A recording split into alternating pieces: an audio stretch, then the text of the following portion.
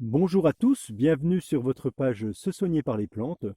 Aujourd'hui, une plante qui va fleurir au solstice d'été vers le 21 juin, d'une belle fleur jaune, un beau jaune vif, c'est le millepertuis ou Hypericum perforatum. Alors pourquoi Hypericum à feuilles perforées? Eh bien parce que on peut reconnaître cette plante en regardant ses feuilles au travers, en regardant le soleil, eh bien il semble que ces feuilles soient trouées et en fin de compte ce sont des petites poches à essence et c'est comme ça qu'on va reconnaître les feuilles du millepertuis. L'Hypericum perforatum, eh bien, il a toute une histoire, il a même un culte avec le soleil selon les différents écrits, et c'est vraiment l'herbe de la Saint-Jean qu'on appelle. Pourquoi? Eh bien, parce qu'il fleurit aux alentours du 21 juin. On peut utiliser ce millepertuis sous forme de macérat huileux, c'est-à-dire que l'on va mettre les pétales de cette plante dans de l'huile, on va laisser macérer cela pendant 3 semaines environ.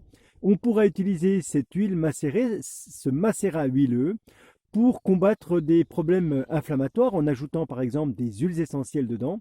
Attention par contre, l'huile végétale de millepertuis peut être photosensibilisante, c'est-à-dire qu'elle va augmenter les effets des rayons du soleil, donc peut brûler la peau. Lorsque l'on va mettre ce macérat huileux sur la peau, on n'ira pas directement au soleil par la suite. Sinon, en phytothérapie, cette plante est utilisée surtout en Allemagne pour son action antidépressive. Elle va agir un peu comme les inhibiteurs de recapture de la sérotonine.